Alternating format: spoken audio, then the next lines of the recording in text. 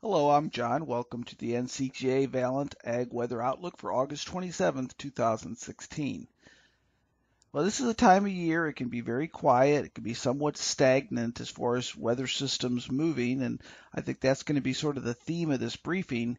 But within that stagnant pattern, a lot of times thunderstorms don't move quickly at all. So we also have, from a climatological standpoint, the potential for very heavy rain and flash flooding. I'm also going to be talking to you about a ridge of high pressure building over the area, and that's going to give very hot temperatures as we head into September. But let's start out by looking at precipitation over the last 7 days. And, it's been quite some time since we've just had dry weather over a large part of the Corn Belt. Look at this. Here again, we have at least some precipitation over probably at least 50% of the primary corn belt over the last 7 days. And in some areas, and these areas are included in yellow, that's over 2.5 inches of rain, parts of northern Illinois. But I think what also stands out is look at these pockets of excessive rain. Now, you can't really predict these too far in advance, but we have these areas of red, Kansas City, which is experiencing flash flooding. That's over 6 inches of rain, and then across the far northeast tip of Iowa. And that is what you see this time of year with the jet stream slowing down, system slowing down. You can get rainfall, but here's a good example. Here's 6 inches of rain, and not too far from there, hardly anything at all, maybe a quarter inch. And that's pretty much typical of late August into early September. So if we go past, look at the last 30 days here, this gives me sort of the big picture, sort of sets the stage. I always like to sort of keep an eye on that. And what we can see here is we see some areas of deficits, that's in yellow, but we do see across the Corn Belt quite a bit of area of either green or blue or purple, and that's saying a surplus of precipitation. But the heaviest and most significant surplus was from eastern parts of Texas, Louisiana. We certainly heard about the excessive rainfall in that area, and then up to the north. And that's that transport of tropical moisture from the Gulf of Mexico up to the north, and that can give you that very heavy rain. Now, the southeast U.S., you can see here, Mississippi and Alabama, it's still not great because we see these pockets here, yellow and blue next to each other, so it's not widespread above normal precipitation, but at least there was some. Then as we go east over most of Georgia, South Carolina, good part of North Carolina, that's where we see the drier weather. So over the last 7 days, areas where we've had significant days of rain, consecutive days, are generally in the areas of the shades of green or even blue. And areas that have been relatively quiet with lack of rain, for example, North and South Dakota, good parts of Nebraska, are in those shades of brown.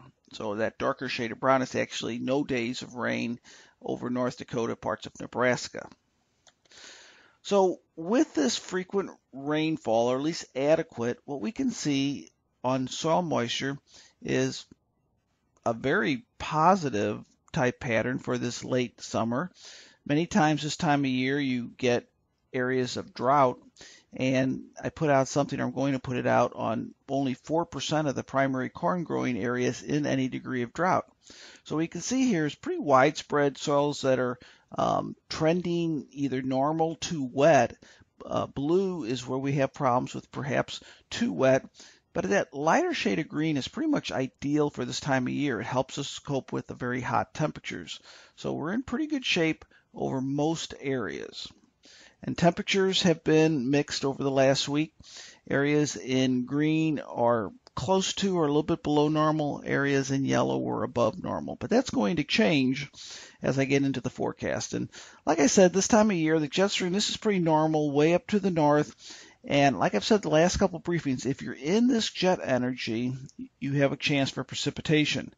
But if you're under this area of high pressure, it's going to be pretty much quiet and generally hot. And that's typical for late August into early September. We haven't gotten anywhere close to getting the more vigorous fall weather systems yet. And this is a quiet time of year unless we get something out of the tropics. And actually, I'll be showing you the tropics. There's something to watch in that area. Now here are your temperature outline for the next 5 days. And generally speaking, we're looking at temperatures over the primary corn belt anywhere from near normal to up to about 5 degrees or so above normal over the next 5 days. Now you might have heard there's been a lot of talk about this system here. It's not a named system. To tell you the truth, I have not been impressed with this one for days.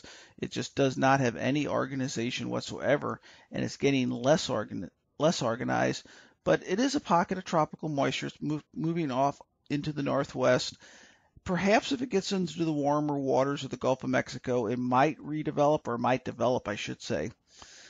Just keep an eye on it for right now. I am not impressed with it, and I personally don't think it's going to do much, but let's just keep an eye on it. Then there's another weak system in the Gulf, but that only has a 10% probability of development. So other than South Florida, heavy rain potential, I don't think this has any risk right now to key ag areas. So the setup this week, though, we can get this time of year, we can get the forcing that takes that moisture and produces rain from a couple different things. This week is going to be this front coming through. So we're going to be limited to, for the most part, precipitation with that front. So it's going to be a very scattered pattern. We could get pockets of torrential rainfall. We had flash flooding in Kansas City just very recently, and that's because of these very slow-moving storms. Very hard to predict exactly where they will be, so you could very well get 2 to 3 inches in one spot and 0 in another. But this is an outline of where some of the more significant rain will be. And again, we're going to have to keep an eye on that tropical system, but I think that's going to be far away this week. We're not going to have to worry too much about it, but it might be interesting to keep an eye on it. I think the big weather story here is going to be temperature as we get into September. And look at this ridge of high pressure. Here's your high pressure bulging well to the north. The shading of brown here is indicating the jet stream is further north than normal. And look at this. We're looking at temperatures now 5 to 10 degrees above normal over the upper Midwest, North and South Dakota, parts of Nebraska, parts of Minnesota, over the 6 to 10 day period. And then as we even get into the 11 to 15 day period, we can see that pushes off a little bit to the east. Now we're looking at these temperatures 5 to even 15 degrees above normal over a large area. So I think the story I want to convey here is as we're getting into the first couple weeks of September, we're going to be really ramping up the temperature during that period. So here's your precipitation outlook. Week 1 is very scattered. The strongest signal is really a dry signal over the southeast U.S., and that extends into week 2. So the southern tier of the U.S. looks pretty dry. And then the upper Midwest, again, with that jet energy, I think the best chance here is sort of eastern North Dakota, Minnesota, perhaps into Wisconsin, perhaps into Iowa, with the upper jet energy. So one of the things I want to try to do here is sort of end my briefing with an outlook summary, sort of go over it again. And, temperature and precipitation, 6 to 10 day. The main message I'm trying to provide you right now is this significantly above normal temperatures, basically starting about 6 days out and going out right through 2 weeks. And then the chance for precipitation looks like it's going to generally be over the upper Midwest and the southern tier of the U.S. quite dry. Then as we go out to weeks 3 and 4, really not much change, still above normal temperatures and not much change to the precipitation outlook. So that's pretty much this summary. Let's keep alert for localized excessive rainfall with these thunderstorms. But most areas I think are going to remain either near or below normal precipitation. And overall, sort of a status quo type situation here, late summer weather, but definitely turning up the heat as we get into September. The first 2 weeks of September look quite hot, with temperatures 5 to as much as 15 degrees above normal over most of the Corn Belt. Hope you have a great week, and I will be briefing you again next weekend.